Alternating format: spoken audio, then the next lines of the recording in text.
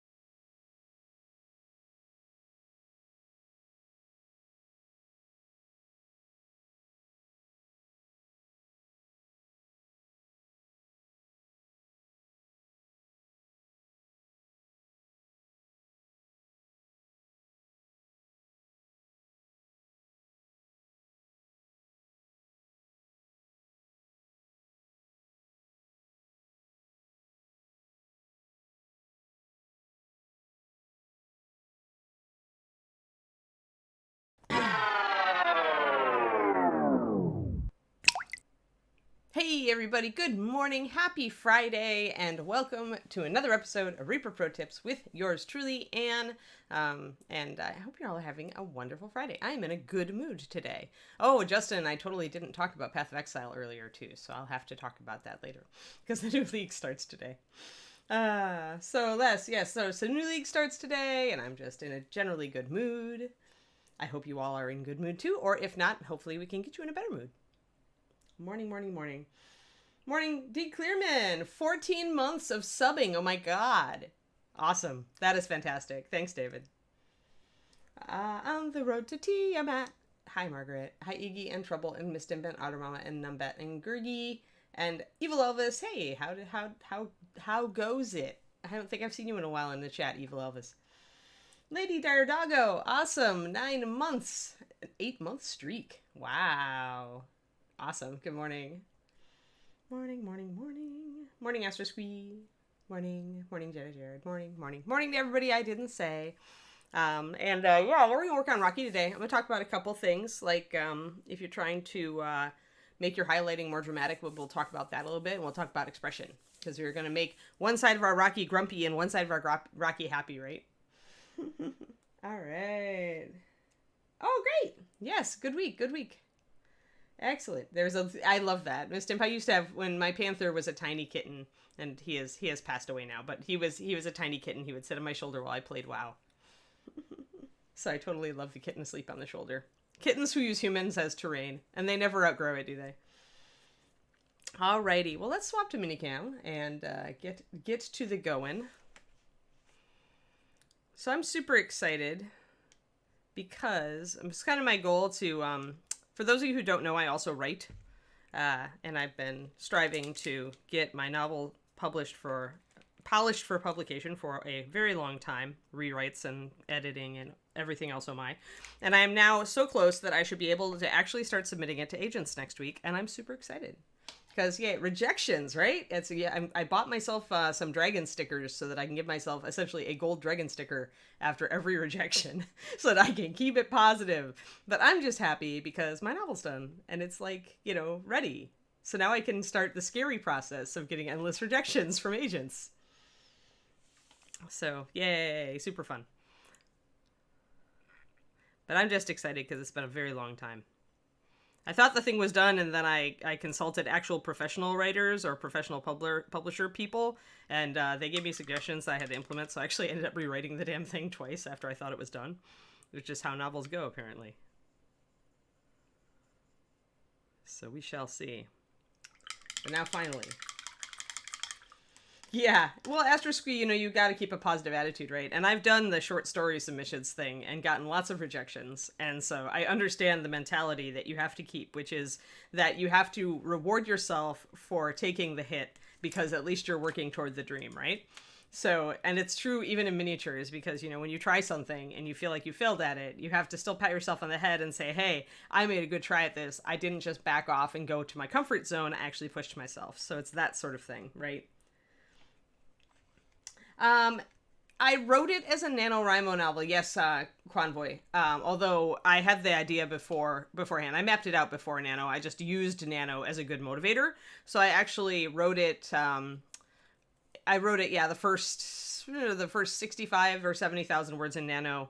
a long time ago, and then had to, because it was, one of my earliest novels, I had to do a lot of rewriting to get it to where it is now. Yeah,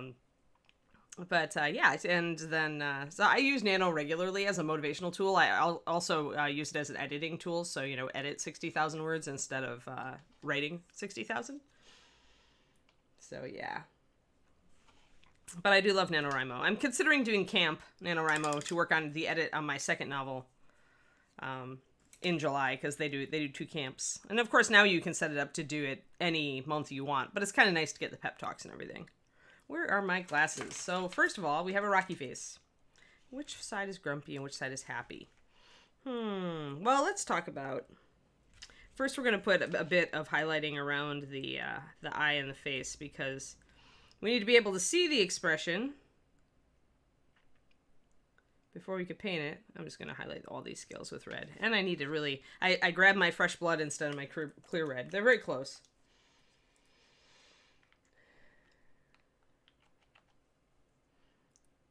Yeah, I could understand that, Mathophile. Like, when you really want to get your kids comfortable, because otherwise they will retreat from new, strange, pushing themselves things, right? And often those are the most rewarding things in life, is when you get out of your comfort zone and you push something and you try something new, have an adventure. So I think that's good parenting advice. As someone who has trouble often pushing her comfort zone. All right, so let's talk about, I just want to get it to the point where we can see the eye a little better. Well, that's all right. All right. We're just going to pretty much block in a lot. Let's just block it all in. Block it all in so I can do expression. It's all going to be a little lighter, so it's a little easier for you guys to see what I'm doing. So let's just get some of this red put in.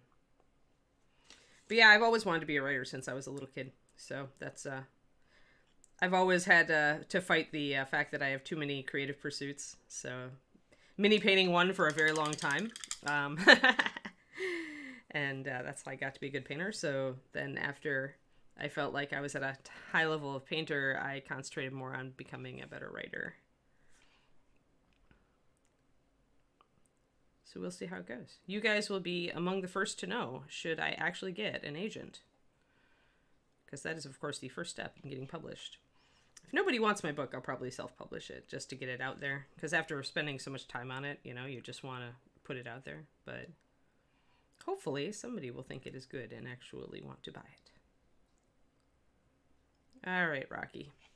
So I'm going to get things blocked in around the mouth, because in order to bring out the expression, it's again contrast, right? So I want to be able to see the mouth better, which means highlighting. Here, let me get him in focus, up close-ish. So in order to see the line of the mouth here, we got to have some highlights around it because we need some contrast. So I'm going to block in, I'm going to grab my walnut and block in the, where are you, walnut? Of course, it's the last thing I grab. I have all these dark shadow colors sitting off to the side of my table that I keep around because I use them all the time. And those are brown liner, blue liner, black indigo, pure black, walnut brown, and blackened brown. So I keep all those colors really at my left hand all the time because I'm always needing a shadow color, and what I use is dependent on what I'm painting. I'm going to drop just a little water into that, make it more smooth. 9136 walnut is, of course, my general shading and lining color much of the time, unless I need a more subtle. If I'm going cartoony, it is. If I need something more subtle, we're in focus.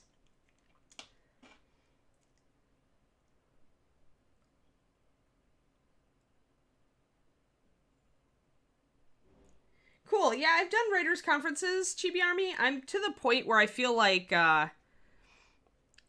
I don't get as much out of them. Like, they're good for motivation, but I feel like what I really need to be doing is the real work of writing. I learn a lot more from actually working on my books than I do from writers' conferences at this point. I've learned from some very excellent people. I actually got into, if you're familiar with science fiction and fantasy writing, I got into Viable Paradise back in 2010.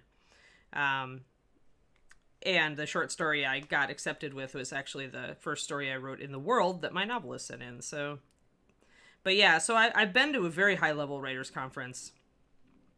And I also took one with Rachel Swirsky, who's a Hugo Award-winning short story writer, and she helped me a lot. She actually figured out the key thing that was going wrong with my writing. So I kind of target my writers' conferences at this point, or my lessons or my tutorials. I really want to be working on, we're actually working on this stuff. It's like painting. You can learn so much from tutorials and from getting feedback from professionals and from very good level painters, but in the end, you need to sit down and muck with it.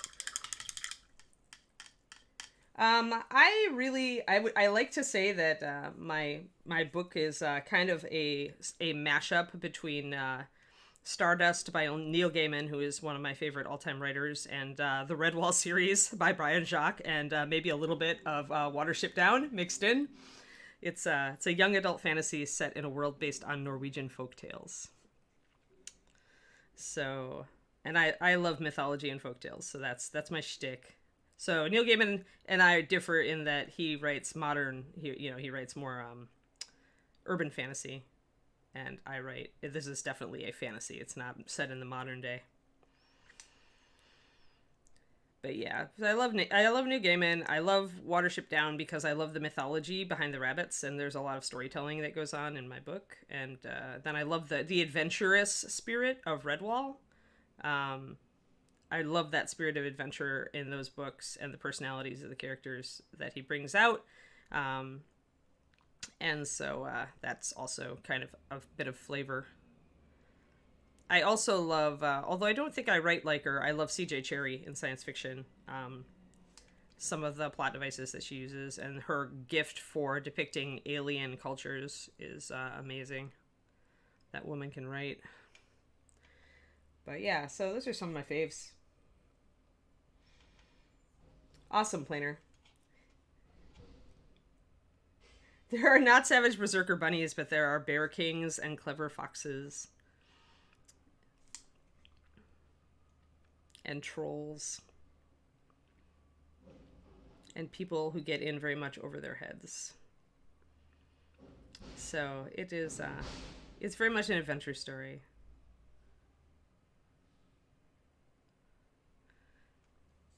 Alrighty, so we've got some more highlights around the face. Now I feel like we can maybe start bringing out the expression a little bit. And I'll use some more highlights to accent the expression of the mouth and everything.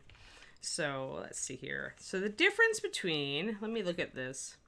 So this eye is actually a little angrier. Like this side of the face is actually naturally a little angrier. And the reason is that the eye has a little bit of a slant here. Instead of being wide, open, rounded, it has a little bit of a brow kind of going down there. So it would be very easy to make this eye angry. And then it even has a little bit of a downturned mouth. Whereas this side, as you can see, he's got a much more pleasant expression. He has a more rounded eye, so he doesn't have that crunchy eyebrow, and he also has a little bit more of an upturn at his mouth. So I think what we're going to do is we'll make one side angrier and this side happier.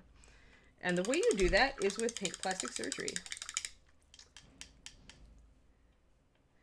Oh, Netflix did a Watership Down? I should look it up. Yeah, well then you're my target audience then, Embers of Anger. We shall see. We shall see. It's all a grand adventure, right? I've been writing since I've been writing since before I started painting miniatures. So technically you could call writing my first creative endeavor that I put a lot into. But it's very close. Like I think I started seriously trying to write stories when I was around 8 or 9, and I painted my first miniature when I was 9, so they've kind of grown up together. And I always find similarities between the two. Like the similarities between creative process, right? No matter what the creative process is, are fascinating. All right, so this is Rocky. We can go a little bit, I probably won't use pure white on his eyes. I've talked about this a little bit before, but pure white on very large eyes looks extremely cartoony. Now, Rocky is a very cartoony critter, but I also don't want these big blobs of white just distracting me. So what I'm going to do is I'm going to grab some white, and I'm actually going to put just a little smear of blue liner in it to make it a little bit off-white. You could also use ghost white or any of the off-whites. You don't want to go too dark, but you actually have quite a bit of room to go darker. You can, I mean, because you can always highlight the eye up, but I'm going to go with a light blue-gray. Now, since we want this Rocky to go more happy, and his eye tends to resist against that, what I did is I painted a little bit more walnut in here, and I tried to round out the shape of the eye so it wasn't so angry. And I'm also going to use the placement of my white.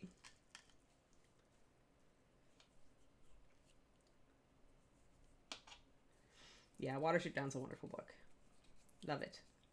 You know a great editor painting big? Yeah, well, Planer, I've actually been doing self-editing, but we'll see. I assume you mean somebody who edits for money who is associated with the industry, but not necessarily working in a publishing house when you say editor.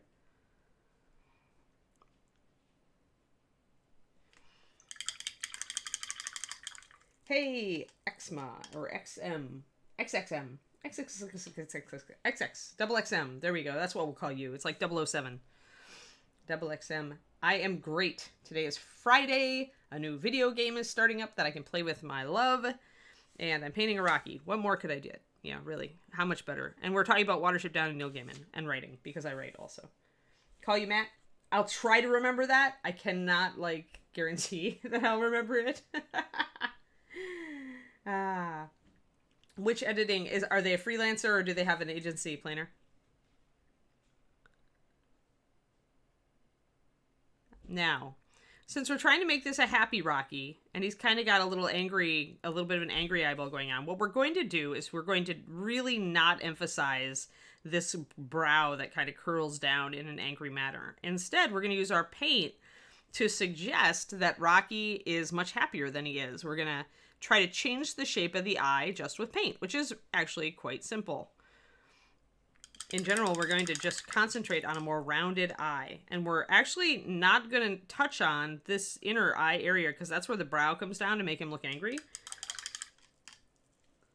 Oh, thank you, Mathaphile. That's very generous of you. Awesome. Yay for the sub bomb.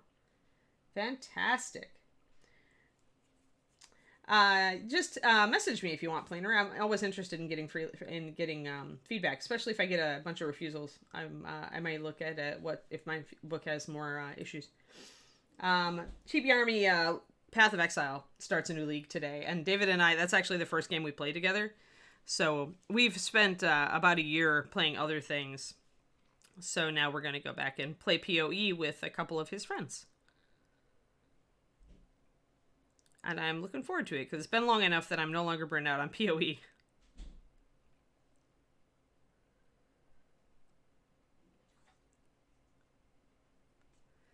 Let's see here. And Tang Garden and try not to paint the minis. I haven't heard of that one.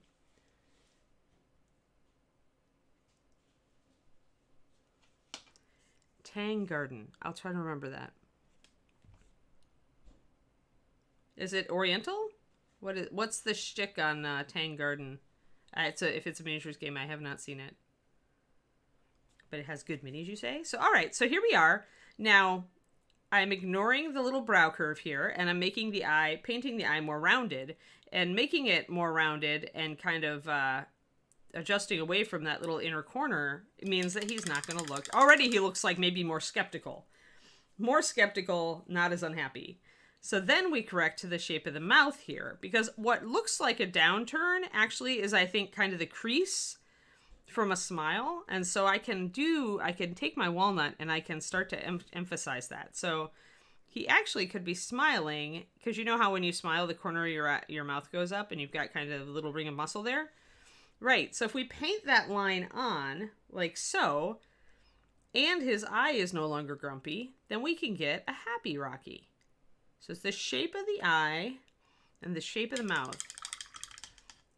So now he looks kind of mischievous and playful. So we'll take some highlights and we're going to...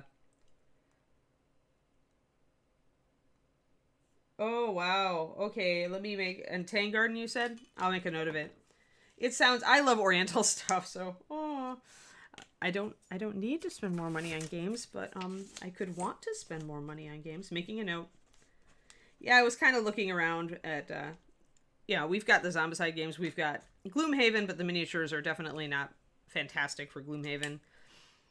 If I switch my character up, I'm already thinking about replacing the included figure with a Reaper model. All right, so now that we've tried to emphasize this little bit of like he's smiling, we have to also bring in a highlight and highlight that little part of the mouth to reinforce the fact that he's got a little bunching of muscles there that makes him smiley. And we also want to de-emphasize the downturn there. So we're doing a bit of what I call as paint plastic surgery, where you take something that's kind of not quite there and you kind of paint it on. You can do this for models where there should be texture in a place, but maybe it didn't mold quite properly. And so you have to suggest it yourself. You can also use this technique to kind of correct faces a little bit. Let me get just a little bit more. I'm using fresh blood here to, which is close to clear red with slightly better coverage. And I'm going to accentuate the line of the mouth. Might take a couple of coats because, you know, red is pretty transparent. But if I want to get it up to where you can see it. There we go. So you see how I've kind of put a little line of highlight in here that makes it look like that he actually is smiling, that this isn't a frown. This is actually just the line of muscle bunching up because he has a smile on. And the more you pick out, and he's got a scale there too, but the more you pick out this little ridge of happy, the more you can convey that look. And I'm just going to accentuate the line of the mouth there. And I'm probably gonna, I may de-accentuate that underline. Oh, Justin is busy. He got us started this morning.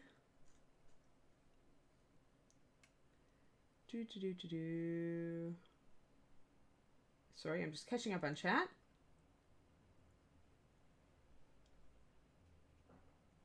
Okay. I'll look, GB Army. I will definitely look. Good morning, Francis. So, let me grab some orange so I can really bring this up on the camera. So we're doing expressions today. We're making angry Rocky into a happy Rocky. Grab some orange. This is Sunrise Orange. It's just my general go-to orange because it has better coverage. You could get a more transparent orange if you're looking for something brighter and transparent. Lava Orange and Explosion Orange come to mind. Also Clear Orange if you have the Reapercon color. Clear Orange is probably the best if you're looking for a real clear bright. But I find that Sunrise is a good one if I don't have that to hand. And I know a lot of you might not have those Reapercon colors. So eventually I hope we release them just in general. So I'm going to hit, always rinse your brush out after you mix, and reload. So I'm going to hit this upper part of the mouth again.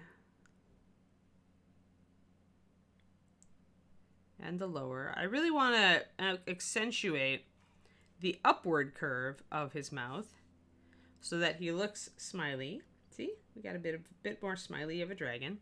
And then what we can also do is de-emphasize that little downturn, that little crease right there. Grab some of your darker red and actually paint that in. Just paint it in red. So that way that erases, at least to the casual glance, it erases that expression that led you to think that he might be grumpy. And instead, you will replace it with a happy, smiley Rocky. And for the eyeball, because we've shifted it back a little bit, hold on, let me just get over here. I'm going to correct the eyeball just a little bit more. I'm going to bring it forward just a little bit more, but I'm going to keep it rounded. And if I have to paint over a little bit of this inner part of the brow ridge to do it, I will. I'm not going to go up so far onto the brow ridge that I can see that I'm up on the different part of the sculpt. But I'm really going to go close because I want that look. I want that round look. I don't want that grumpy brow. And then I'm going to just bring it a little bit more forward. Trying to keep that rounded shape that says Happy Dragon instead of the you know, that brow cutting down and that grumpy dragon look. There we go. He's still a happy dragon. And I moved his eyeball a little bit forward, which I wanted to do because it was looking a little bit backward. Now he can actually see. Good deal. Make it nice and solid, nice and round. You got plenty of room to do it in. Yay, Christmas in June trouble. Good job. Thank you. Thank you for pushing my Patreon planner. I've been working on content for it this month. We have some Dungeon Dweller paints coming up. I just put up a little thing on the color wheel for $5 tier. And then we've also got my $10 video I'm working on. I'm thinking about doing some weathering and on a cloak, like to make it muddy and dirty and stuff. So I've been kind of prepping the model for that. So I'm going to put in the little, you know, the little pink sclera. Is that what you call it? The little pink part on the inner part of the eye. I'm going to block it in first with a very light pink, and then I'm going to make it a little darker because we're working against such a dark background. Sometimes blocking it in light is a good answer, and then once you've got that in there, you can paint it a little bit darker pink. Helps to give the eye realism. When you're working on such a big eye as this, putting in a little bit of that pink detail around the eyeball is a good call. Just because it's cartoony doesn't mean it can't have elements of realism. And this also lets us control where our eye is looking. There we go. So now we've got that nice rounded eye, and we've mostly eliminated our little cut down here. We can put a little bit more paint down there so that he more looks smiley. See, he looks smiley now.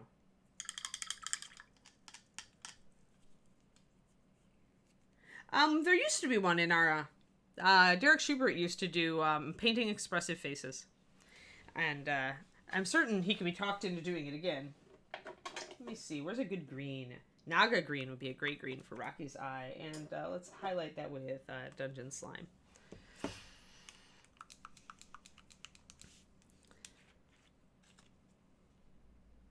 Because green and red, complementary, right? You could also go blue with his eye.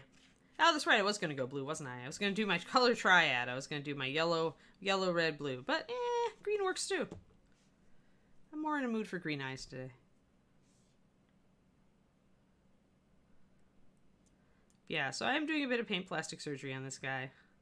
Naga green is great with this because I underpainted with white. Actually, I should do another circle. So, all right, let's do another thing. Let's actually do the iris and pupil before we just paint it on in green. Because most people have a darker rim around their eyes, right? Around their iris. So we can do that for our dragon too. It makes the eyes really stand out. So I'm going to mix a little bit of walnut into a bunch of Naga green. And I'm going to use that for my outer rim of my eye. Just to make it dark green. Could use any dark green for it though. Although Naga plus walnut makes a very pleasing dark mossy green, just for the record.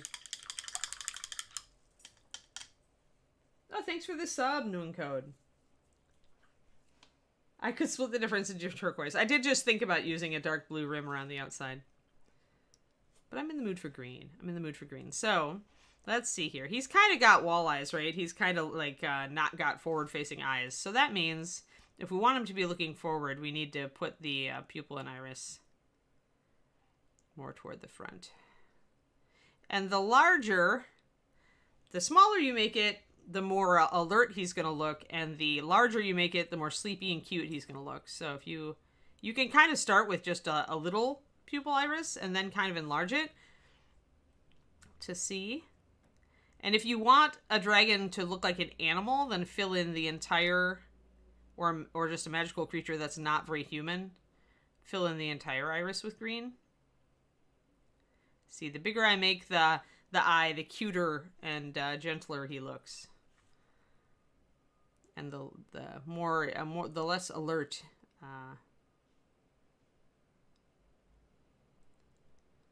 So, really affects the expression of the dragon for how large the eye is. It depends on the dragon, the artist. I think Elmore usually put his dragon's eyes facing forward. I don't remember. I'd have to look at all of our dragons now. I'm going to color in the iris with some lighter greens, mostly focusing toward the bottom. Because eyes are somewhat like gemstones. They're translucent, so light goes through them, and light from above will usually light up, really pick up the color of the iris on the bottom. And if we want that green to really pop, what do? We undercoat it with white. We'll do some white underpainting. Can also just add a bit more dungeon slime to my green. So you can do it either way.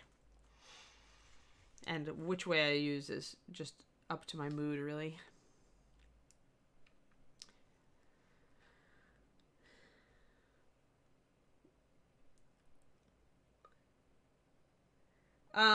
It depends on if your Rocky is a good guy or a bad guy, Mathophile. Vertical pupil always implies evil. Round pupil implies good or sympathetic or human.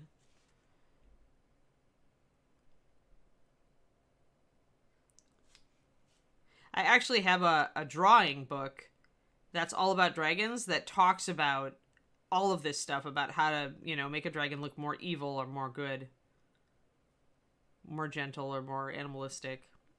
I don't remember the name of it, but it actually is pretty good, and it talks about Rocky is sculpted as a good dragon.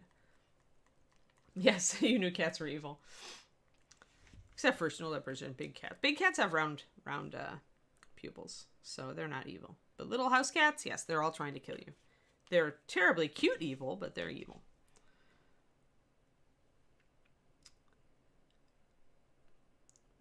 But yeah, I say Rocky is sculpted like a good dragon because his forms are rounded. And that's a sign of good. Like, evil dragons tend to be sculpted or drawn on more narrow and angular, and not rounded and gentle curves like Rocky is. Now, you can do with paint whatever you want to, of course. You could make him an evil Rocky if that's what you really want, but we put in a little bit more light in his eye. Camels and squids are weird. So are goats.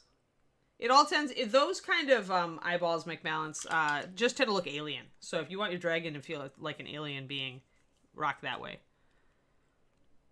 Because they're so irregular, so weird, that we don't know how to react to them. So now we're going to go in and put our pupil in. And the size of the pupil, again, is going to affect the expression on the dragon. Tiny pinpoint pupils going to say, I am very alert. Big, dark eye is going to say, I'm more relaxed and or sleepy.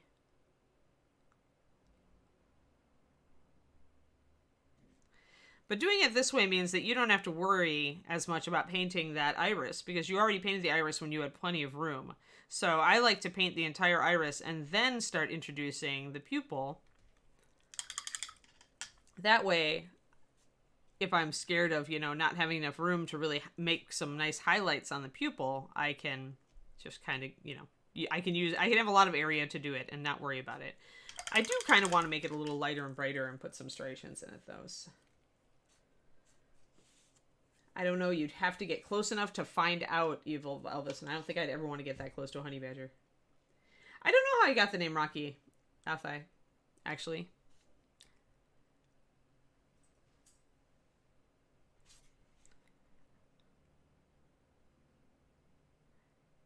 I know the sculptor card says sculptor unknown, but I know that Gene Van Horn was a key element in creating Rocky. So possibly Gene named him. But usually when it comes to naming, Ron names them. So there, I've got a little bit of stippling. Let me get him really close to you guys. Hold on. Remove all other things that can be focused on from the camera.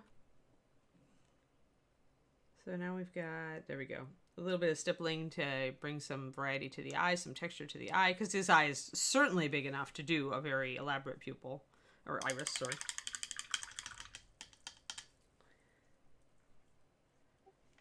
Yeah, I feel like that amount of peeled garlic is going to make your fingers burn.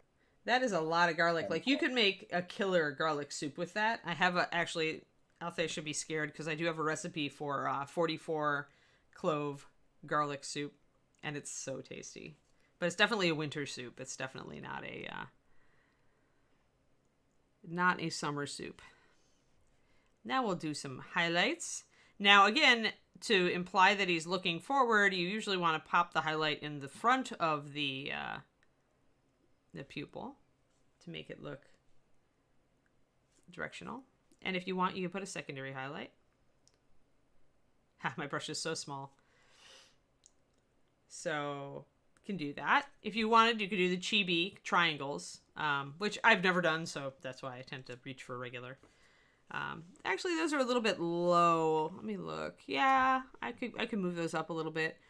Your highlight placement is really going to be affected by how much of the brow hangs over and all that. So I think I need to go a little higher in the eye on this. 40 clove garlic chicken. Ah, that sounds so good. I love garlic. As Althea knows, as I put garlic in the guacamole that we make. There we go. Put it up a little higher in the eye. A little bit toward the top of the eye there. That's a little bit better. Now, let's use some orange to like accentuate his little smile down here. A little bit more. Pick up the bottom of that mouth. And at this point, I can highlight over the top of that little crease we've been disguising. Just hit that and totally wipe it out. You can't hardly even see it anymore. He definitely looks more cheerful now. He does look bright and alert, because I've left a lot of white around his eye. So let's go to this eye. Now this is the happy eye. Let's see if we can make it angrier.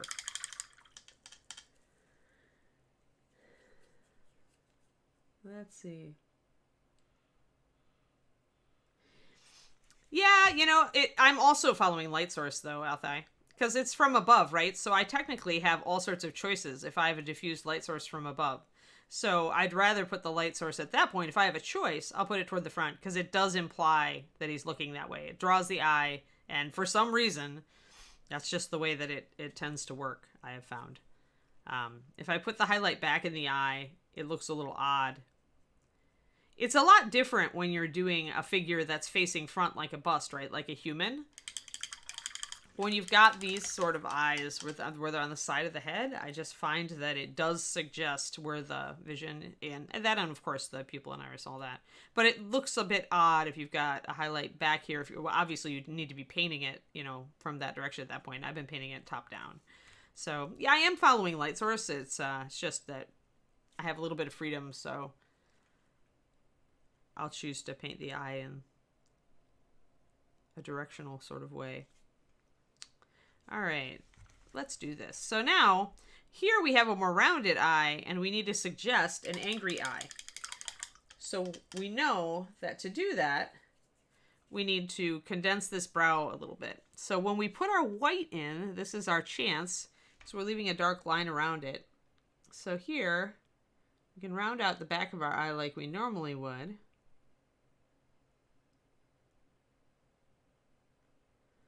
And then we can really kind of leave a little bit more dark and slant the eye when we get toward the front. We can also narrow the eye down a little bit. So let's see.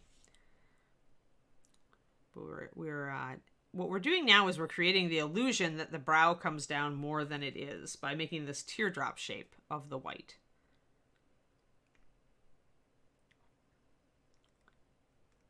So this side of Rocky is definitely angry that somebody might be coming to steal his treasure. We can also make the pupil a little more elongated, or sorry, the iris, the white of the eye a little more elongated to make it appear a little narrower as if he's squinting. And this is all just optical illusion. The eyes are the same size, right, on both sides. But how much we can use paint, because we're using a dark line around the eye and we're using such a light color for the white of the eye, we can reshape the eye if we do it cleverly and just subtly. And this makes all the difference. So we will do an angrier eye as opposed to our alert eye.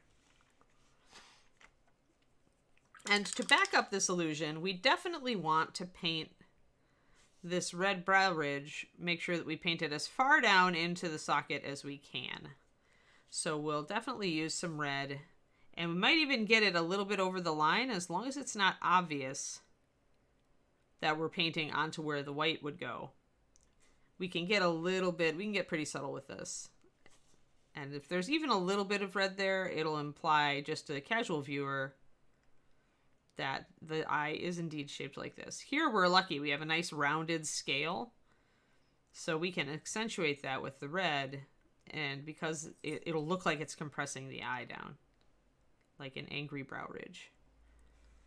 There. So that's getting there. I have to refine the shape of my white a little bit, I think. I need to grab my walnut.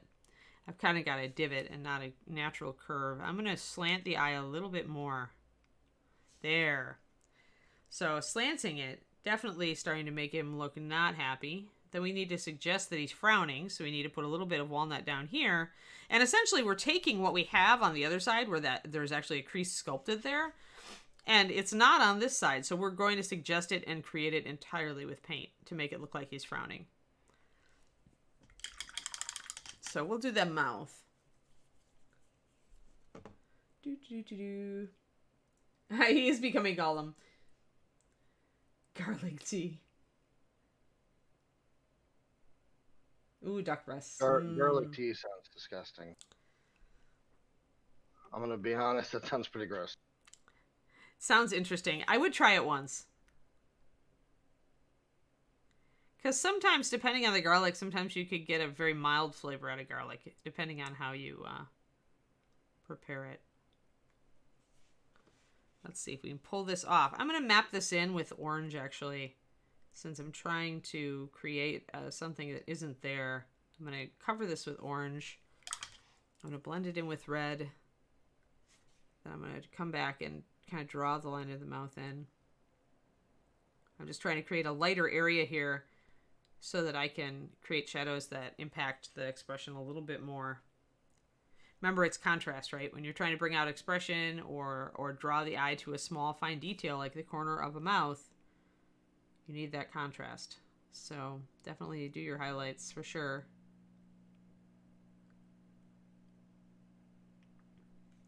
And then we've got to take that upward turning curve of the mouth and make it a frown. More dark paint. So you're back, Justin. Yes, ma'am. Oh, good.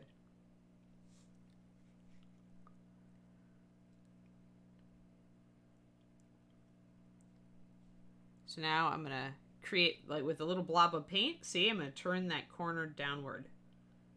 And now you can see it because I've put that lighter color around it. So now that frown is coming through.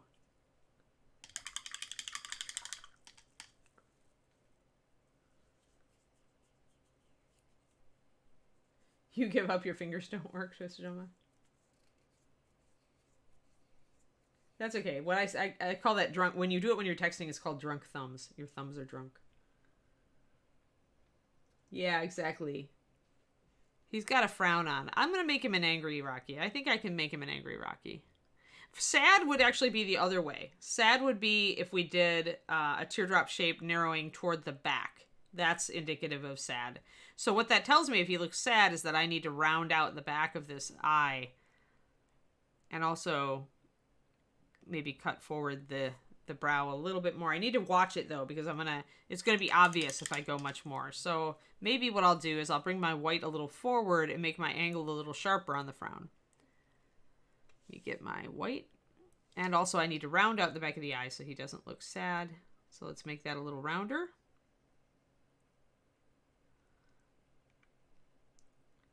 And then I'm going to carry this forward just a little bit, and I'm going to cut it down more extremely. Remember, I'm fighting the sculpt on this, so there is only so much you can do. And sometimes you're going to try something, you're going to try to paint plastic surgery, something like this, and it's just not going to work. And that's just the way it goes.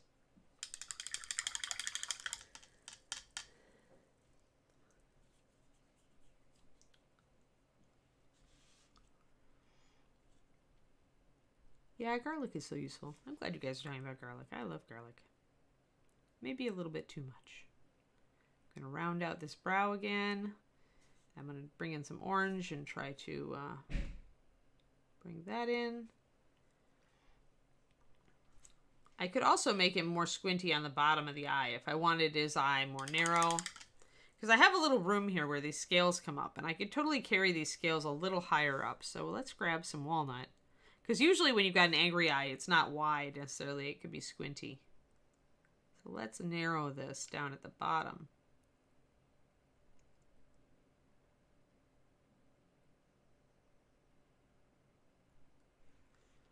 There, that's a little bit angrier, I think.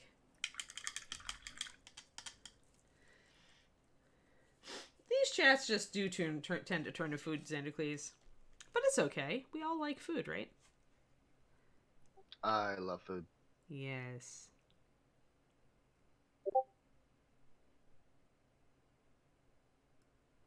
Alrighty, so now, in order to carry the fact that I narrowed the bottom part of that eye, I'm going to put more red up higher from these bottom scales below the eye. And I'm actually going to be painting a little bit onto what should be the white of the eye, but I'm just going to pretty much paint over that line around the eye with the red to make it carry, make the effect actually look realistic, like he is actually squinting or narrowing his eyes a little bit, like he's unhappy.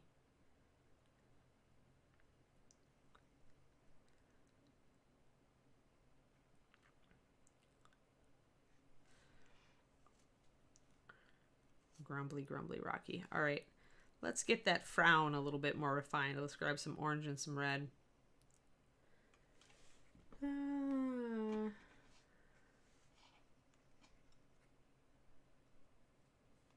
The easy way to do that, Twisted Oma, is not to bring the cast iron skillet up on the stove, but to put it in the oven and raise your oven up to 500 or 475.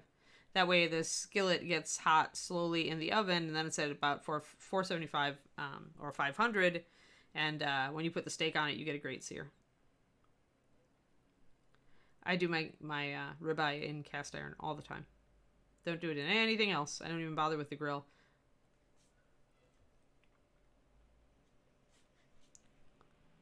All right, so then we're going to get and wipe out that top part of his mouth. Make it more of a straight line. And try to accentuate a downturn that isn't even there. There we go. Now we're getting grumpy. Now we're definitely getting grumpy Rocky. But it takes some subtle touches, right? It really does.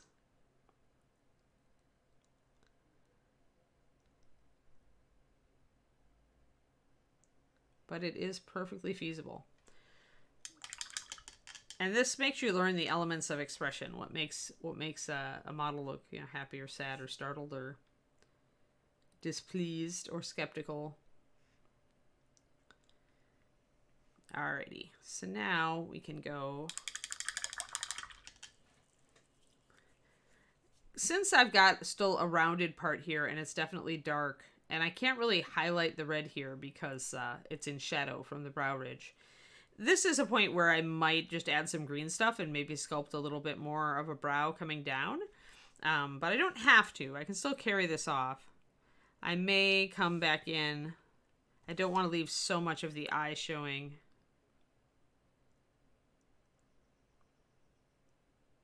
I may just pull it a little forward.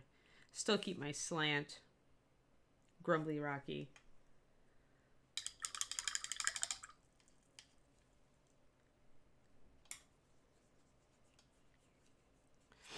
Alrighty. So now we can do our eyeball.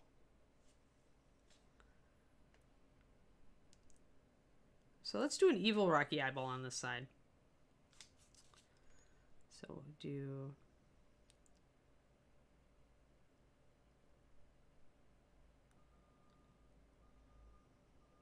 more of a triangular eye. And the reason that this tends to carry as evil is because it's more snake-like, less human. We tend to think of animals with human faces as benevolent and animals with more reptile or, different faces as malevolent. That's the way the human brain tends to jump to conclusions on that. You could certainly soften the rest of the piece to make that not be the case, but That's the instant assumption. He'll look more reptilian. He won't look as friendly.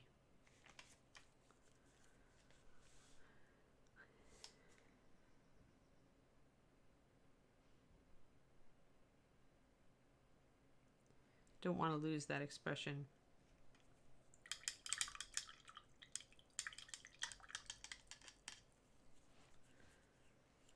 They just look very different from us Mathophile. I mean, there's plenty of other, goats look evil too because they don't have human-y eyes. It's just the way it goes.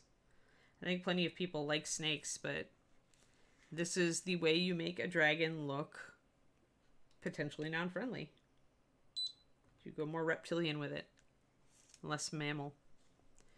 We just have a species bias there, I'm afraid. But what if you like reptiles more than mammals? Do you think that a snake's eyes look friendlier than a human's eyes? Yeah. If you do, then you're rare. Some people think they're the same.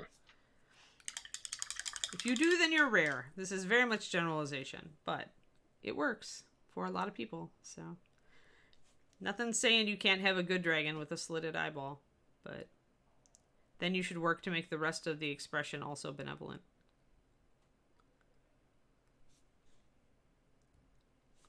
Here I'm dealing with a very narrow pupil, or very narrow iris, so I'm going to block in my highlight before I put the pupil in.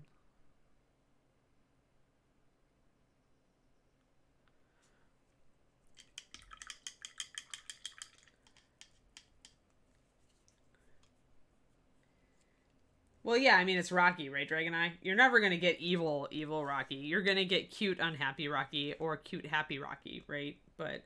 Or like Rocky, right? I mean, yeah. And it's Rocky. He's always going to be cute. But this is how you can influence expression. Now we'll do a very thin pupil. That was not a very good pupil. I'm going to have to touch it up.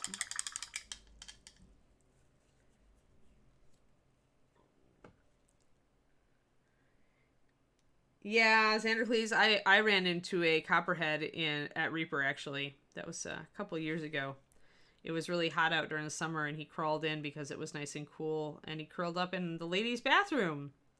So that's super fun when you, come in and you close the door, and you kind of glance over, and you think you see a coil of rope, and then you realize there shouldn't be a coil of rope on the floor, and then you see what it is. Then you're trapped in the bathroom with, a snake. Given copperheads are... only, they usually don't get angry at you unless you really provoke them. But it was still, still an experience, shall we say. I just got red all over my hand. Do you ever do that? Do you ever dip your hand in your palette? I do it all the time. And this week appears to be particularly bad for it.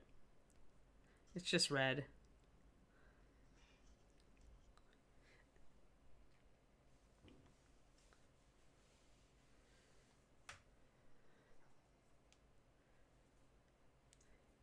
Yeah, I mean, snakes are nice and all, plainer, but I'd prefer them, at least the poisonous ones, to stay out of my home. Especially because I have dogs, and a lot of dogs just don't understand that snakes are dangerous. So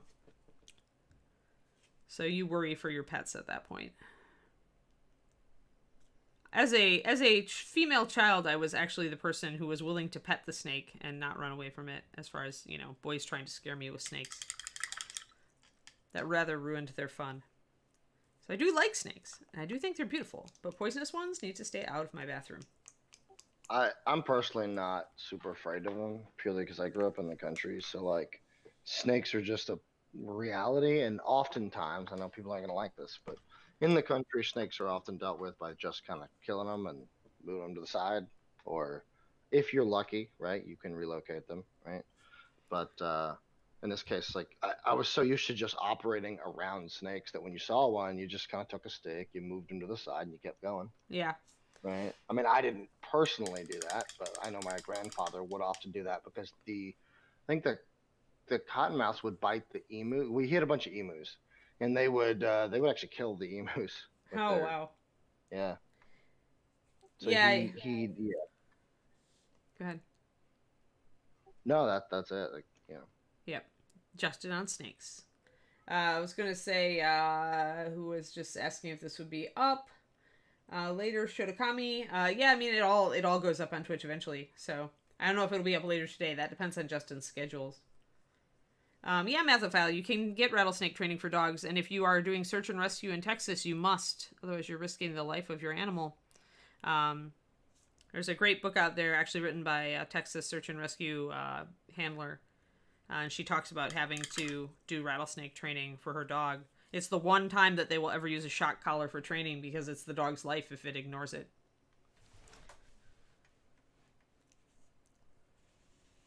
Yep, there you go. Actually, Mathophile, that's extreme. Um, what the lady with the SAR training unit in Texas did was actually they used a fire hose because it moves when you pump water through it. Moves a lot like a snake, and so in that way they trained the dog to not go through, not go near anything that had that movement or that curling motion. So I like that a lot better than using actual snakes, and it worked. I mean, it was effective for her dog, so it is a lot less, dealing with actual snakes and actual danger.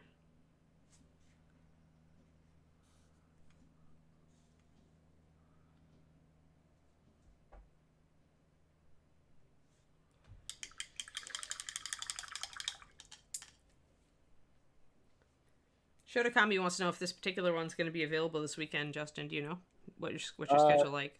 so this VOD will be available as soon as we're done streaming it. So if you've got time, anytime at all, you can come back and watch this video on just completely On free, Twitch. obviously, on Twitch. Now, if you want to watch it on YouTube, that will be up.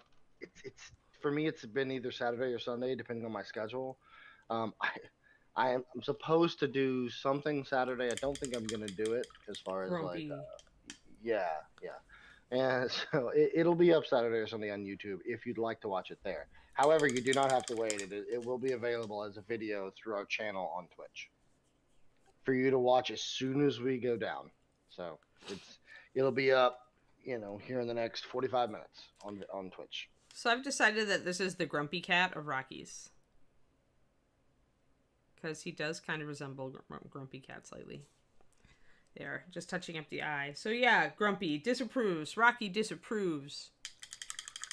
He's very irritated with whoever came in and interrupted his, happily playing with his treasure. Remember, this was the happy face when we started, and now it's the grumpy face. And then we took our grumpy face and made it a happy face. So see? With paint alone, no sculpting needed.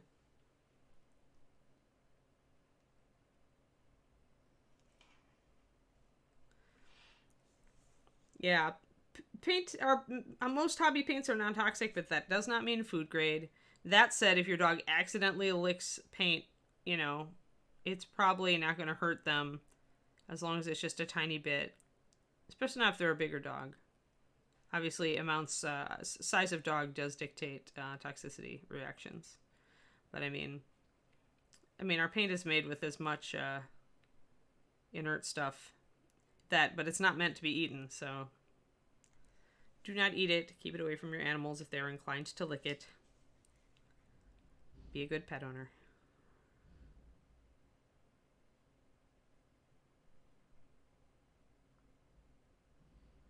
I'm just playing now, just highlighting some areas around the eye here for this guy.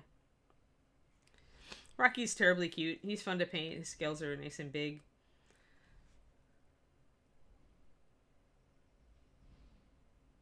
It's a quick and simple paint. Happy Rocky. Hey, Valender. Yeah, I can do a photo for I don't know where to put photos on Reaper Discord actually. I usually put stuff up on my my Patreon Discord if I think that people would appreciate it. I don't know. What are the rules about posting pictures on Reaper Discord? Are there specific channels that it's encouraged in, Justin?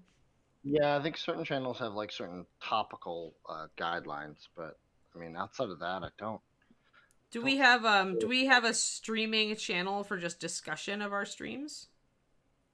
You do for individual shows. So like Hmm. for Ange, for instance, you have the. Yeah, but I've only got the AMA. Like, we don't really have room there to discuss the shows because I don't want to, or because I don't want to clutter it up because I need to be able to access those questions for AMAs.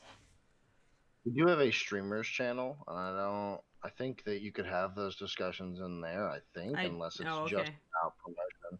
I don't. I don't. I don't know what guidelines have been set up where personally, but I Right. mean, we could just have an all things streaming channel for that area. It looks like streamers is just promotion for streamers, so actually, I wouldn't have the conversation there. No. Why So, don't stream discussion planer if you would, or something like that. That way, those of us who are doing, if we do want to put up a picture of what we worked on during the stream, we can do so. Because sometimes that's very useful for people. That's why I normally do it on my own Discord.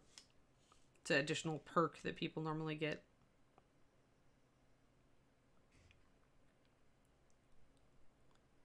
I'm just playing. Time to just play and relax. And don't you love painting red? I love painting red. Really should do more models in red. I guess I haven't done red lately. Maybe I should pick my next model based on my next project based on being able to paint it red.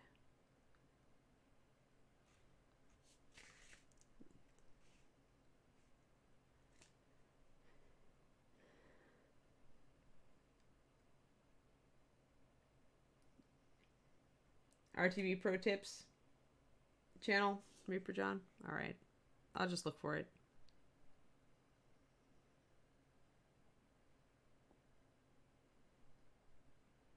Here we go. A little bit. Just wanted a little more highlights on this side of his face. Rocky is very fun to paint. He is a cute little Dickens. by the way, Miss Ann, have you gotten a chance to start your patching for PoE? I have not yet. I was planning on doing it after stream. You know, work actually does take priority. Even David isn't going to get it up on his computer. I think till after he's done with work. Yeah, I don't even consider. I didn't think about that. Like, so I have a gig internet, so Yeah. there's nothing I can download simultaneously will impact anything, right? Oh, that's nice. For Yeah. me, it's just yeah, it's just a background download. I didn't think. I forget that the rest of the world has all varying types of internet. Hell, Right. some people still have DSL, right? Right. It's Right. just I've had this internet now for I think almost 3 years, and I could not imagine not having it. So Yeah. it is insane. Yeah. Mistim, don't expect pictures up there all the time, obviously, because it again, I just don't have time a lot of the time. But I'll try to take pictures of the Rocky.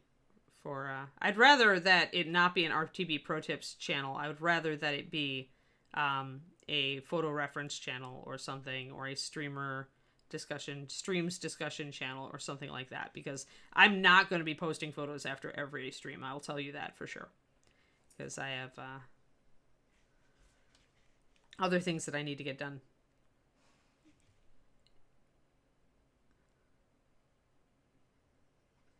And they do take a bit of priority.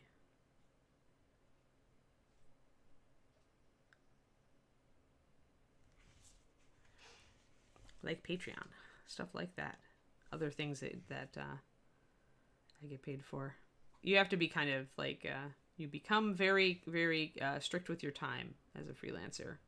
You understand very much that time is money. So I can do it a couple times, but I'm not going to do it after every stream. Alrighty. Just pretty much highlighting around his snout at this point and shading. We bring out details.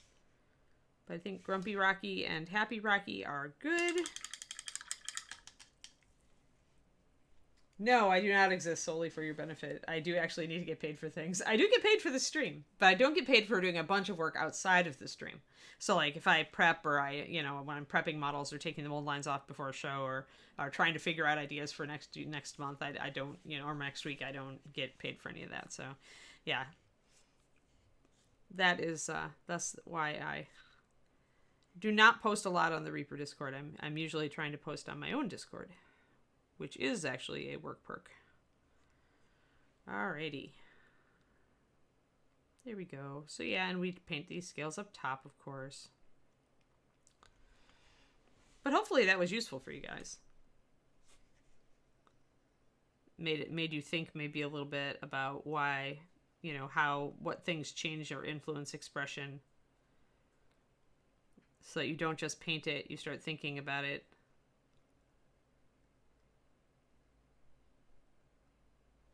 And if you find that you've got a Rocky that looks grumpy, then look at the shape of the eye and the shape of the mouth and how you've painted them. And remember, you don't have to go entirely with the sculpt. You can do small alterations like I did. You're so funny, Zimmer, please.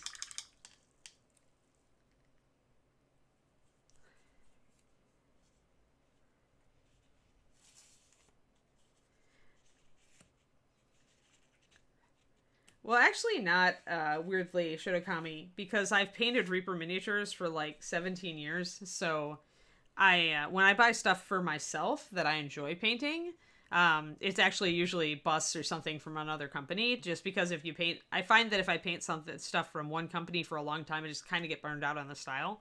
So I don't paint a lot of Reaper stuff just for enjoyment anymore, although there are exceptions. I was thinking about looking for a model to do up to a high standard. I have a couple of the giants that I really like. Well, the Frost Giant Queen, for example, I'm going to be painting her to a high standard.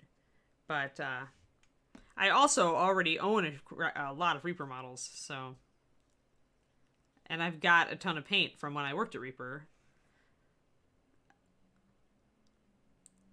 But yeah, I mean, I do a little work outside, but I have to watch it, right? It's very easy when you're putting up a photo to start typing an explanation, and then next thing you know, it's 45 minutes later, and you're like, oh dang, I needed to work on this or that or the other thing. So I just have to be very careful of my time and not getting distracted.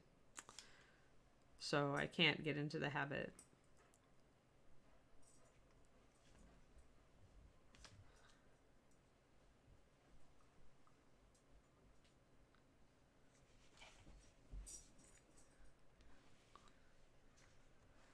Alrighty, there we go. Rocky good, Rocky grumpy. All good. Fantastic. No problems, Interclease. Yeah, I mean it's all like the Rockies have very very vibrant expressions. Like there's a lot of room to tweak their expressions with these big eyes and the mouths the way they are. Obviously, if a dragon is roaring, then you're not going to be able to put as much effort into the expression of the mouth. If the mouth is open, or obviously it's roaring or it's breathing fire or whatever. Then that limits your choices. But when you've got a closed mouth like this, then you can add a lot more expression. There. Alrighty. So do we have anybody awesome? Hey, Michael, how's it going? Roaring into yawning. Actually, unlikely, Methophile. Yawning is just a different... It's a really different stretch of muscles, I think. Trying to doing it. I think that probably wouldn't work, because the whole face is engaged in different ways. Alrighty, do we have a raid, Justin? Yeah, we're gonna be rating Just Isis. Just Isis for a Friday happy chill stream raid. Awesome, fantastic. Well then, I'm gonna go and try to shoot a couple of quick photos of Rocky here for you guys. If I don't get them up right away, I should get them up at some point today. I'll put it on my to-do list. My exhaustive, full of things to-do list. And I hope you guys have a lovely weekend and have a fantastic day. And I will see you on Monday. Yeah, keep being awesome, guys. Spread the Reaper love. And don't forget, we have 3 o'clock today, we have Reaper Land, and then we at 4 o'clock, right afterwards, we have Bones 5 live update. Assuming that Ron will be there for that. I think he will be. So, thanks, guys. We will see you then.